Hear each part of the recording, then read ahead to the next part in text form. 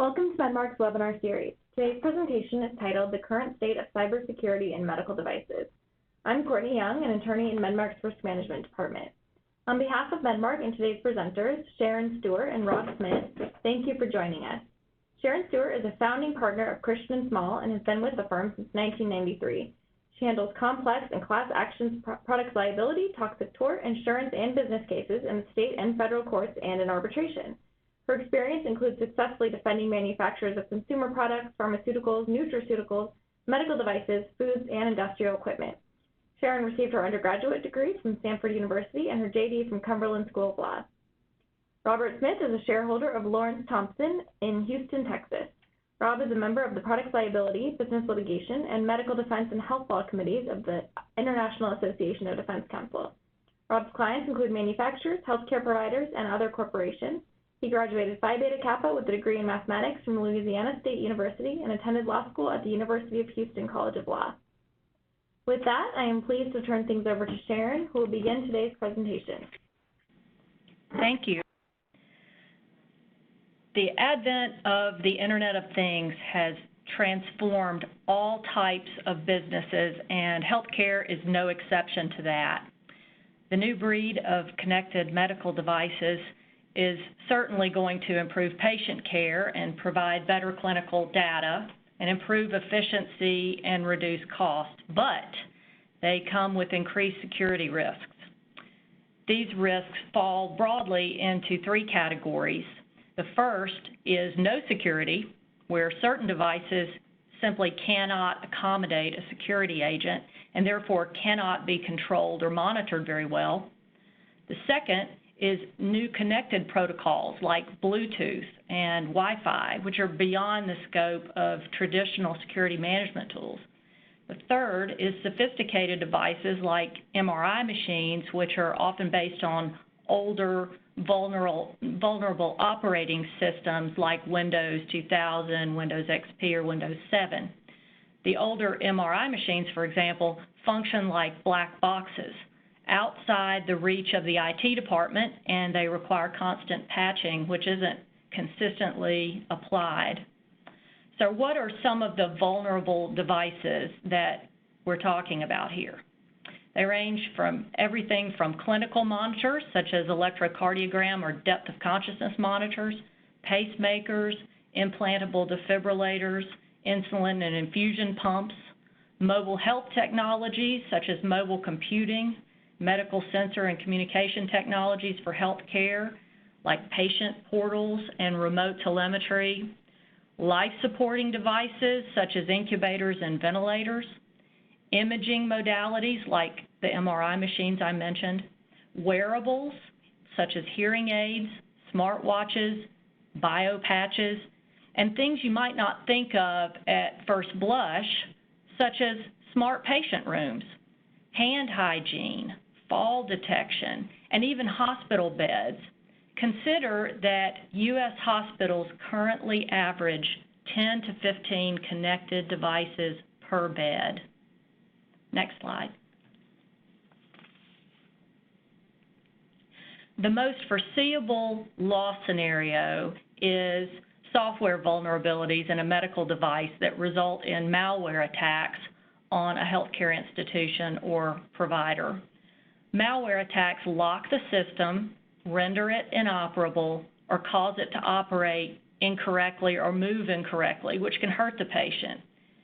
Malware can disrupt scan signals, it can alter results, or alter radiation exposure. Another scenario would be hacking, which can result in theft of patient data or commandeering of a medical device for a denial of service attack. And hacking can be caused by the failure of an institution to apply a software update or a patch or to protect passwords, as opposed to a defect in the device itself, or opposed to the manufacturer's failure to provide the software update. Medical devices and their software are changing at such a rapid pace, it makes breach prevention tricky business.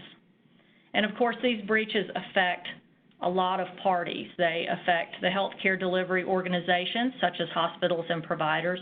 They affect the device manufacturers, and of course, they affect the patients. Next slide. Certainly, some of the fundamental challenges are related to the new technological features that increase the patient's use and the engagement to their healthcare providers. Those communications increase the vulnerability to cyber attack.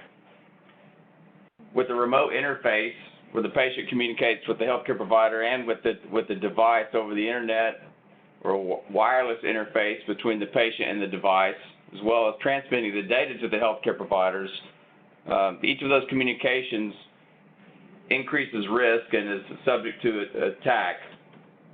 When manufacturers are developing new products, it's often that features take the priority over security, because in the old days when we didn't have the internet, many of these devices worked standalone in a hospital and whatnot, and there was no security risk. But as things are more data is transmitted over the internet, certainly the risks are much greater. The other issue is that as devices become more complex, manufacturers have to outsource some of the hardware and software components and incorporate them into their products. So the more commoditized that these items become, the more complex, of course, then it's not all from the same source. And it's important that manufacturers make sure that the component part suppliers are living up to the standards that are necessary for the whatever the complete device is required. So the point of cybersecurity has to do with three basic things, and the first is confidentiality. Is data encrypted? Are the authorized people the only ones who can access it? And you have to look at who is responsible for the encryption. And the encrypted data can also, it can be encrypted where it's stored. It can be encrypted during transfer and at its ultimate destination. And the responsibility for encrypting data, each of those points is important and something to be established, often through contract or other agreement. The second aspect of cybersecurity is data integrity. It's important to make sure that the data is accurate and that it's not altered. And lastly, it involves issues of availability. Is the system available when you need it? And Sutter Health in England, for example, had 87 billion cyber threats in 2018. And fortunately, not much came to most of them because their security systems were in place. But I'm sure most of the folks here have heard of the WannaCry attack in 2017. It infected thousands of hospital computers and equipment in the United Kingdom. And while there's no evidence that there was direct patient harm, about 20,000 patient appointments were canceled. And obviously the inconvenience and the cost associated with that is significant. So what are some of the risks associated with medical devices?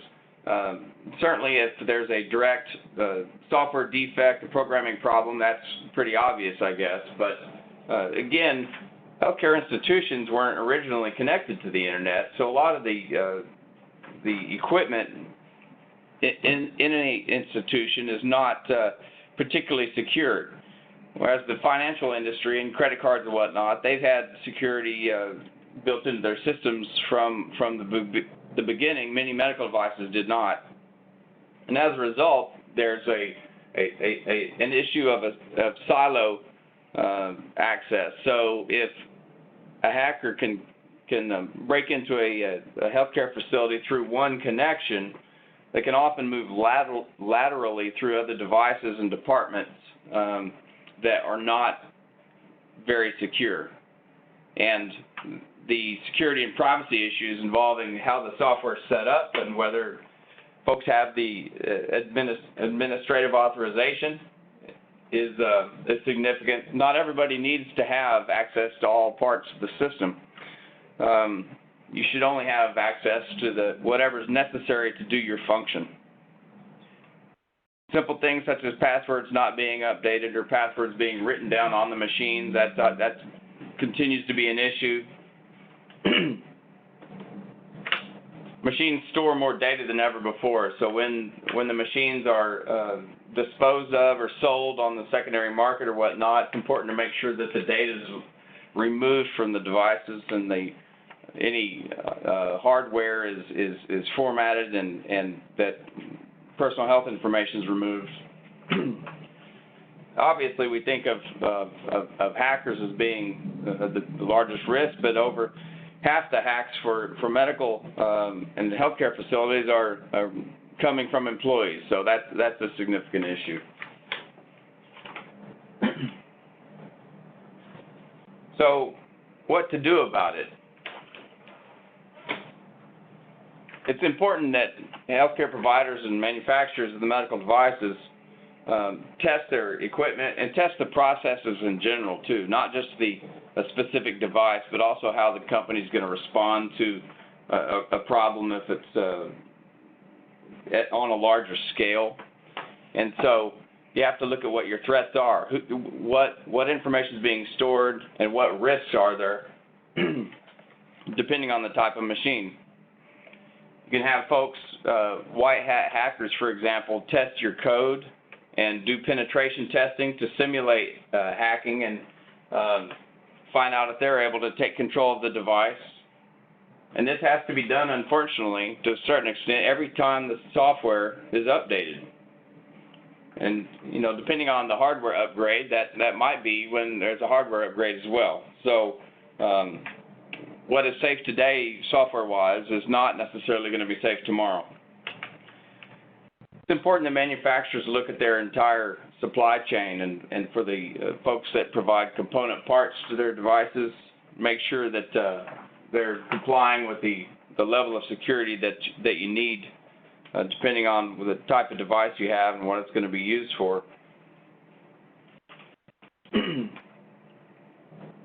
One of the best ways that folks can do this is just to get engagement with everyone in the corporate leadership and the folks that work for the supply chain companies, and then encourage the patients and healthcare providers who use equipment to be educated and familiar with the risks and to follow the instructions.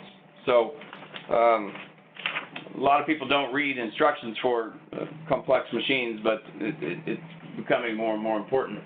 You need to make these machines adaptable and understand that the risks are going to evolve and change over time as well.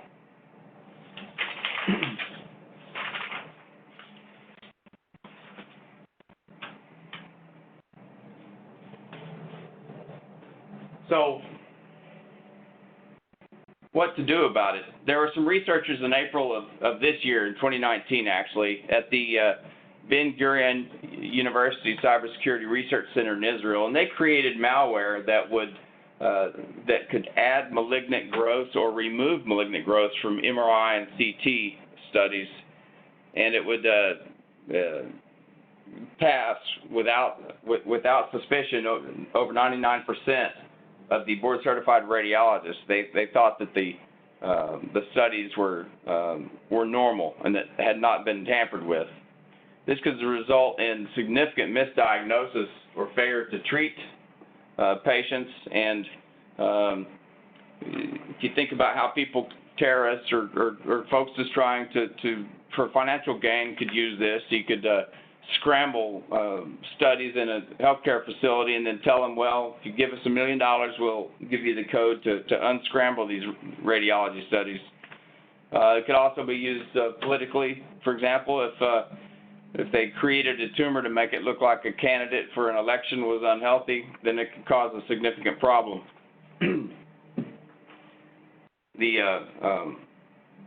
This was the first time that this had been done that I'm aware of with the radiology studies.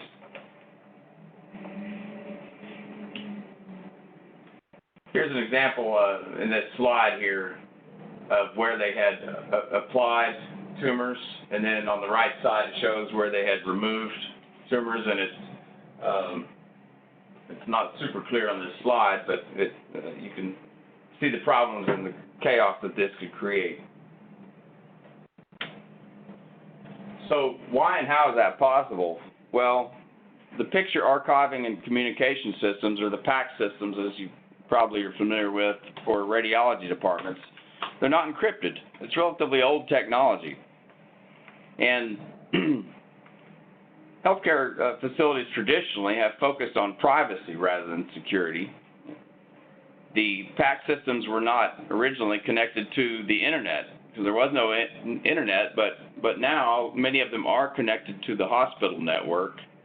And if a hacker can access one point of entry into the hospital, they can gain access to the PAC systems as well.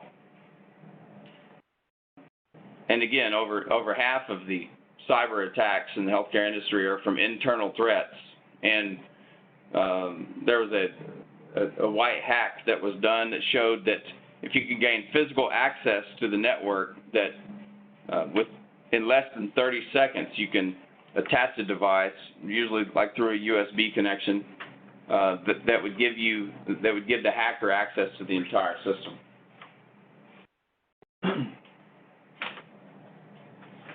One way to prevent data from being intercepted and hacked, again, is to make sure it's encrypted, that it's encrypted where it's stored, while it's transmitted, and where it's received. And for the PAC systems, they could be encrypted as they sit there, and you could use digital signatures to identify when any change to a radiology study is made. And this is increasingly important for all kinds of medical studies.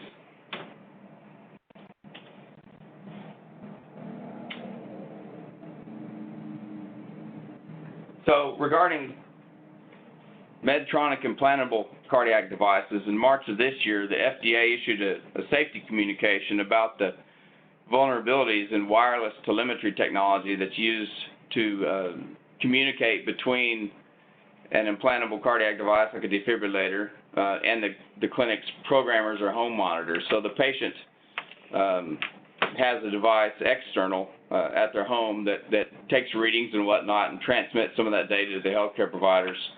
And then while they're at the clinic, the clinician can use a programmer to communicate with the device that's inside the patient. So it turns out that the Connexus wireless telemetry protocol that communicates between those devices was not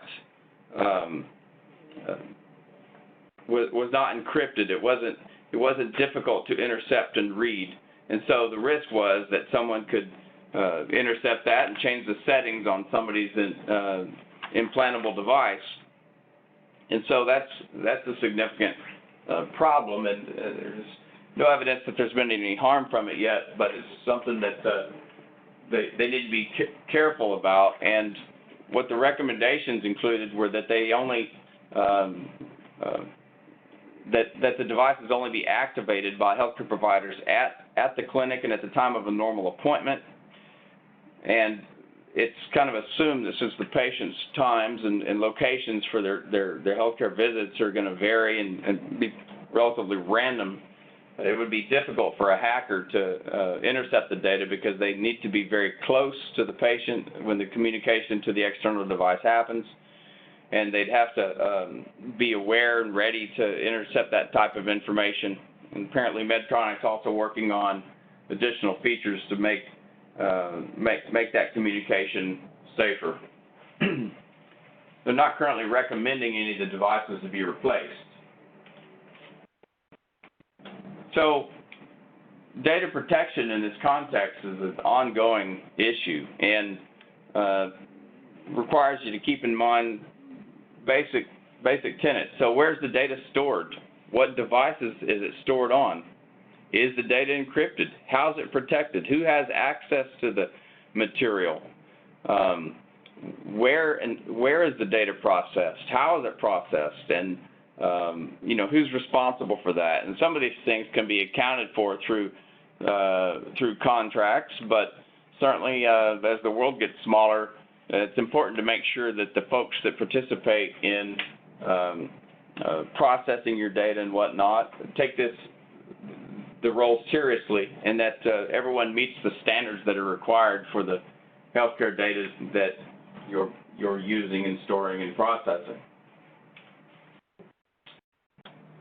As an example of what statutes can apply, the California Consumer Privacy Act of 2018 was passed and goes into effect next year, and it applies to any company doing business in California with gross revenue over $25 million, and if they buy, receive, or sell personal information of 50,000 or more devices, households, or consumers, and they derive at least half their annual revenue from selling personal information.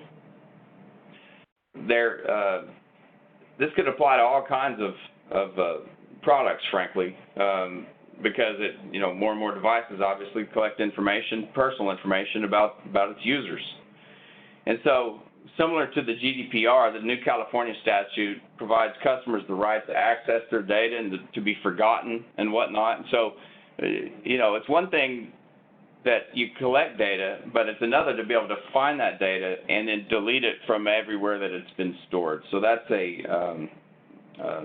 I think it's kind of a new hurdle for manufacturers, and statutes like the California law are going to become increasingly common, although we don't have a national law in the U.S. To that effect quite yet. Similarly, the California Internet of Things statute goes into effect in 2020, and it's a more generic statute, and it just says that manufacturers of connected devices must have security features that are reasonable. And so, what reasonable is obviously is going to be a moving target for a while, but you have to protect the information that's stored from access, destruction, use, modification, or disclosure. And if a device is not something that you log into or out of every time you use it, it must at least come with a security feature where it has a specific code that you enter at least the first time to connect the device. And so I'm sure we've all had that experience where you buy something, maybe a mouse or an external speaker or whatnot, and it has a 4-digit code that you type in the first time to connect the device, and then it should be fine. But how much security and whether that's enough under this new California statute would depend on the use of the device and what type of information it's capable of storing and what type of data you can enter into it.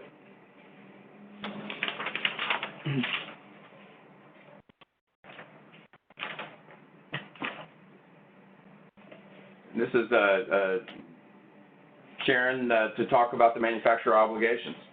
Yeah, so let's switch gears a little bit and talk about the pre-market and post-market reporting and management obligations of manufacturers.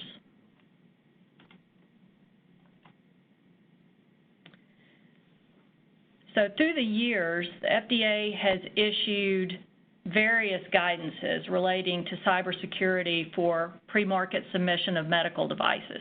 One of the first of these was a guidance for content of pre-market submissions for software in devices, which was issued in 2005. It recommends documentation the manufacturer should include in pre-market submissions for both standalone software applications and hardware-based devices that incorporate software. The most recent guidance was issued in draft form in October 2018, and it's the guidance for industry and FDA staff on the content of pre-market submissions for management of cybersecurity in medical devices. This guidance represents the current FDA thinking. It is not binding and it creates no rights, but it contains recommendations to industry regarding device design and labeling and documentation that the FDA recommends be included in pre-market submissions. The 2018 draft guidance will supplement the software guidance and the off-the-shelf software guidance that I've listed in this slide. The purpose of the guidance is to decrease the risk of patient harm by reducing the chance that a device will be exploitable due to inadequate cybersecurity. The 2018 guidance covers software as a medical device and software in medical devices. The guidance suggests that manufacturers should develop controls to assure cybersecurity and to keep devices functional and safe. Manufacturers should address cybersecurity as they design and develop a device, and they should establish cybersecurity design inputs and a vulnerability and management approach as they validate the software and analyze the risk. The approach should address certain elements. It should identify assets, threats, and vulnerabilities. It should assess the impact of threats and vulnerabilities on device functionality and on the patients or end users. And it should assess the likelihood of a threat and whether a vulnerability might be exploited. And finally, it should determine risk levels and mitigation strategies. The whole key here is whether the device is trustworthy. That is the question to be answered. The manufacturer must employ a risk-based approach in determining the design features of the product. A device that can connect to another device or to the internet or to portable media such as a USB or a CD is more vulnerable to security threats. And the guidance establishes 2 tiers of devices according to the risk that they impose. The first are Tier 1 devices. A Tier 1 device is capable of connecting to another medical or non-medical product or the internet or a network. And a cybersecurity incident could directly result in patient harm. So this would include things like implantable defibrillators, pacemakers, left ventricular assist devices, brain stimulators, insulin pumps, in other words, higher risk devices. Tier 2 is everything else. These are devices that are standard risk. And the guidance doesn't necessarily track the FDA's existing device classification. So an insulin pump, for example, is a Class 2 device, but may be a Tier 1 device for cybersecurity purposes. Principles in the guidance are broadly applicable to all medical devices. The guidance is intended to be consistent with the National Institute for Standards and Technology, or NIST, framework for improving critical infrastructure cybersecurity to manage cyber-related risks. And it does this by focusing on 5 core functions. First, identify and protect device assets and functionality, prevent unauthorized use, limit access, use authentication, maintain integrity of the code and data, and maintain confidentiality. Then, the manufacturer must detect, respond, and recover. So the device needs to be designed to detect a cyber event in a timely fashion, to use forensic evidence capture, such as the number of login attempts, and to recover after an incident. A device needs to be resilient as it can possibly be to cyber scenarios that might be caused by a network outage or a denial of service attack or excessive bandwidth usage by other products or disrupted quality of service. And the guidance also addresses labeling, and it discusses the interplay with the regulations, and it contains a list of recommendations to include in the label and inform end users of security information.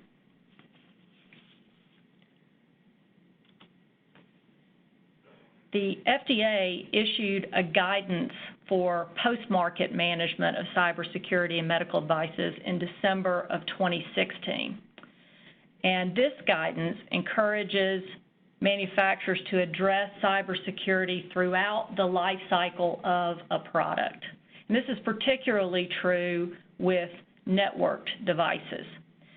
The post-market guidance outlines when reporting to the FDA is required and when it is not, It gives lots of examples about scenarios that might require reporting, and I would commend it to you for reading because the examples are very illustrative of the kinds of things that do and don't need to be reported.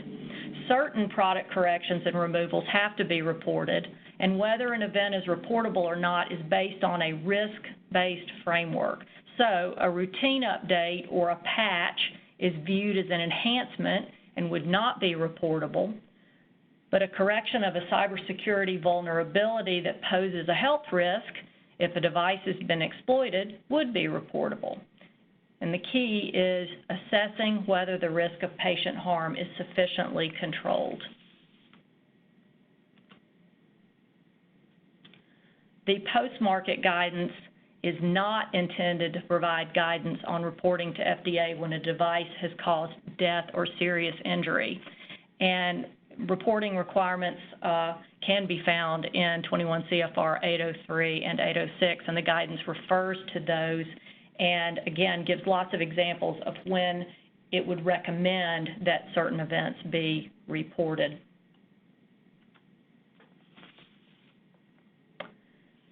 FDA encourages information sharing among stakeholders, and it uses, as I mentioned, the framework for improving critical infrastructure cybersecurity that NIST developed along with input from governmental agencies and the private sector. And the purpose of the framework is all about information sharing. That's the name of the game. A 2015 executive order encourages information sharing among device manufacturers. The executive order encourages the creation of information sharing analysis organizations, or ISAOs, to serve as focal points for cybersecurity information sharing and collaboration within the private sector and with government. FDA considers voluntary participation in an information sharing analysis organization as a critical component of a manufacturer's comprehensive, proactive approach to managing its post-market cybersecurity threats.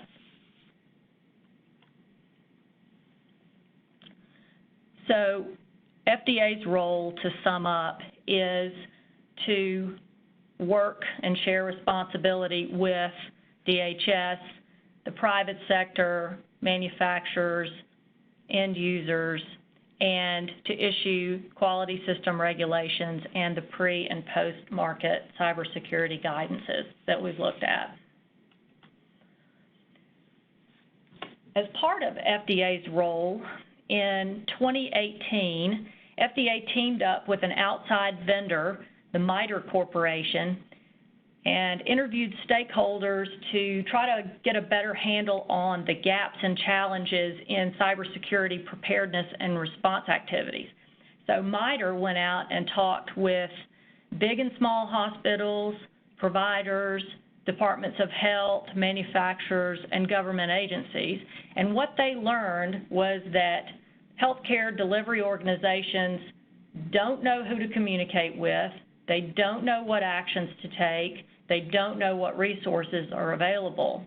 And all of this information is critical to be able to mitigate the effects of an attack on medical devices if one occurs. So the Playbook was published in October of 2018. And it envisions an integrated preparedness and response team. It outlines roles to be shared among the various stakeholders, the healthcare providers, manufacturers, state, local, and federal governments. It creates a standardized approach to response. It's designed to enhance coordination and help the stakeholders identify the resources that are available and share best practices for cybersecurity. It develops mutual aid agreements or explains how to do that. It creates a best practice for loaner devices, for diverting patients if that should become necessary in the event of a cybersecurity incident. It helps establish points of contact and discusses how to conduct joint exercises and simulations and share cybersecurity alerts. The purpose of the playbook is really to provide baseline information that health delivery organizations can use in their emergency planning. It helps to outline the roles and the responsibilities for responders inside and outside of a particular health delivery organization, including manufacturers and government agencies, and provide a standardized approach to respond to cybersecurity incidents, one that is unified and can even cross geographic regions or can be used in a situation where you have a large health delivery organization that has multiple locations. The playbook is designed to enhance coordination, as I mentioned, inform decision-making, identify resources, and be a customized regional preparedness tool. In a nutshell, the purpose of the playbook is to be ready to respond if there is an incident. The playbook's focus is on large-scale threats and those that may impact multiple patients, as well as those that raise patient safety concerns. For the manufacturer's part, it should be focusing on promoting good cyber hygiene through routine device cyber maintenance, assessing post-market information, employing a risk-based approach to characterizing vulnerabilities, and timely implementing any necessary actions that can mitigate emerging cybersecurity risks and thus reduce the impact on patients. There are 4 components in the playbook: be prepared, detect and analyze, contain, eradicate, and recover, and what needs to be done after an incident. Preparedness starts when a provider actually procures medical devices. The first thing is to get a customized bill of materials from the manufacturer. You can't protect what you don't know you have. And preparedness also includes keeping an asset inventory, a hazard vulnerability analysis so that you can identify gaps in emergency response preparedness, an emergency operations plan, what information can and can't be shared, when can it be shared, how and with whom can it be shared, and then, of course, training is a vital part of preparedness. Then, detecting and analyzing potential events. Has an event really even occurred? If so, let's prioritize it. How do we respond? How do we report? Are we required to report? And then what documentation should be kept and must be kept? If there has been an actual incident, the approach is to contain it, clean it, and deny it. So there are lots of questions to ask here. Is the device safe to use? Has confidence in the device and its ability to be used effectively been undermined? Has the device been compromised? Is there a reliable way to test the device to confirm that it's safe? Who can do the testing? When can the testing be done? If confidence in the device has been compromised, what's the backup plan? Can the device be used safely in a limited capacity? Are there spares or backups? What is needed to make a backup device available? If we have a mutual aid agreement, does it need to be activated? Can regional peers provide loaner devices? Or do we need to divert patients to a different facility? Can a manufacturer or a leasing service provide loaners of the devices? How quickly can we get the problem fixed? Who can fix it? Can the health delivery organization make device adjustments, such as install patches, or do we have to rely on maintenance contracts to allow others to actually perform the patches and the remediation work? Is there a way to mitigate, such as isolating the device from the network so it can be used safely, maybe offline?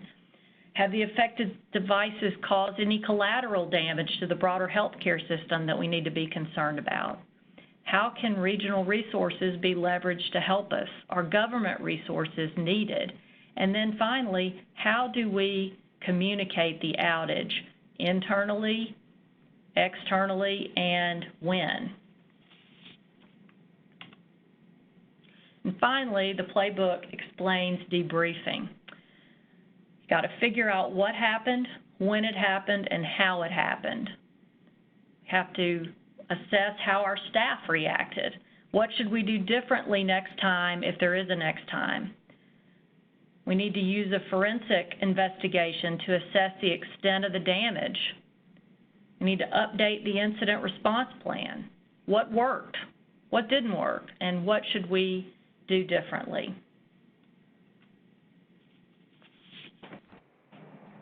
So this graphic shows how the communication happens between the healthcare delivery organization, the FDA, and the manufacturer. And to again reinforce, cybersecurity is very much a team sport, and it requires the constant flow of information between the relevant interested parties. So the healthcare organizations report issues to the manufacturer, and the manufacturer also receives input from the FDA and sometimes informs the FDA of a recall or something that's necessary. And the healthcare organizations and the FDA also communicate about incidents and hacking instances at their facilities. And it's a constant process of gathering information, learning about new risks, and then weighing those the risks and what can be done about it. And you know, frankly, the more that manufacturers will communicate with each other and with the healthcare organizations that they're serving, the better the protections and the better the outcomes when there is a problem that arises.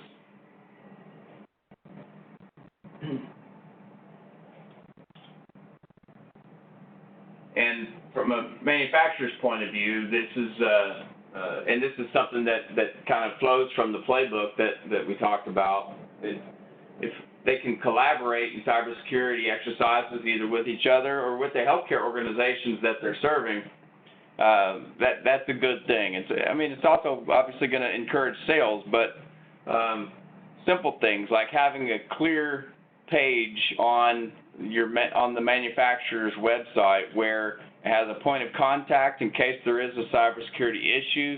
It has a process or a list of items to think about or to action items to do in the event of a hack or of a security issue.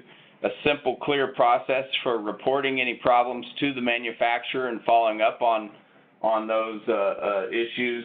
That's going to go a long way to having the data organized and making solutions clearer and simpler to figure out. And it's going to make the data flow to the manufacturer more consistently and easier as well. I mean, the easier you make it on your customers to report these issues, the easier it will be for you to find out the root of the problem and to take action to resolve any of the problems that need solutions, such as a programming patch or maybe a hardware patch or whatever. But I mean, the easier it is to communicate about these things, obviously the easier it's going to be to fix them. And as far as ongoing, it's important to make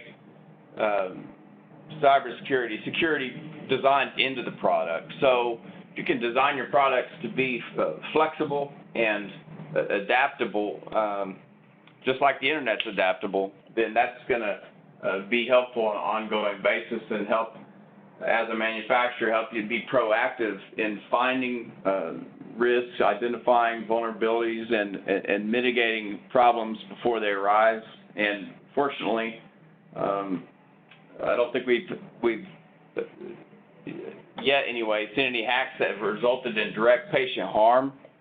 There was certainly an episode of 24 about such an issue where they were looking at hacking into the president's pacemaker, I think. But fortunately, so far, it's just been data that's been lost. But it is a serious issue. And the FDA did a workshop in January of this year about the content of pre-market submissions in this area, and they were recorded, and you could watch all the presentations on the FDA's website. And so if you're interested in taking a deep dive, there's all the written material and the presentations themselves are available on the FDA's website. And you can just Google it because that's a long link there on the presentation, but there's no end to the material that's available. Anything else, Sharon? I think that covers it.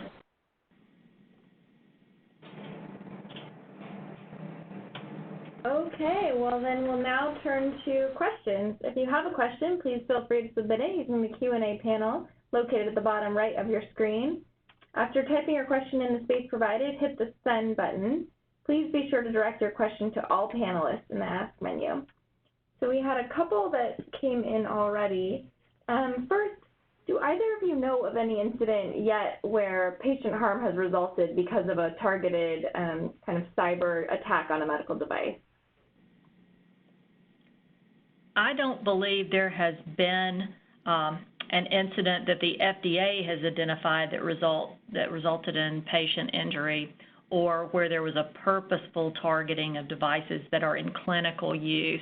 What you have had a number of are these white hat hackers who expose various vulnerabilities, and Rob mentioned some of those, and there are a number of others of those that have involved PET scanners or firmware updates or vulnerabilities in pacemakers or infusion pumps in the past few years, but none of those has been identified, and I checked as of this morning to make sure, as actually resulting in patient injury, at least according to the FDA. Okay, great, thanks. And then this person's aware that the FDA guidance that they put out requires them to identify some plans for how to mitigate cyber vulnerabilities in their 510K. Even though that's just a guidance, should they start doing that now? I would say yes. I mean, I think the guidance identifies what the FDA has as its current thinking of best practice, so I would say yes. And the technology is changing so quickly that I think regulators have kind of taken a hands-off approach to allow the technology to continue to progress and evolve. Because if they hard code a standard today, then I think the thinking is that the technology may not develop much more. And I don't know if y'all can read this, but I have a question here. It says, we manufacture smart doors and turnstiles, including the E-standard badge access and now face recognition for hospitals and healthcare facilities. I'm assuming we need to have the same security measures if someone tries to lock the doors. And yes, I mean, if you're talking about doors to healthcare facilities, those are subject to all of the HIPAA rules anyway. And so those protections or those regulations were in place even absent the technology aspect of it. So yeah, that would be significant. And then she's asking about fingerprint recognition and the risk of hacking into that as well. Yeah, that's a good point. People think of biometrics as, well, is that the ultimate security feature? You don't have to change. Like a password, you may not remember to change it, or you may forget it, or whatever. So isn't it easier to go to biometrics? Well, first of all, most states have laws about biometric information, and it tends to be protected a little more under the law. And so you have to get affirmative permission from the end user to use it. And then second, you know, if your biometric data gets hacked, you can't really change your fingerprint or change your eye scan, for example. And I know it sounds like science fiction, but eventually I think they're going to be able to copy. You'll be able to duplicate other people's biometric data. And here's a question that says, does the FDA or the OCR ever penalize a device manufacturer for cybersecurity failings? Do you have something on that, Sharon? Well, I mean, I think you have to pay close contact between and attention between the regs and the guidances. And so if you have a specific question, obviously first, the question would be, is there a reg that governs it? And then, is there an interplay between the guidance and the reg? All right, well, I think, unless Rob spotted any more, that's all the questions we got. So thank you so much both for a great presentation. That was really informative on such a hot topic, so I really appreciate you presenting for us. Thank you for joining us. This concludes today's webinar.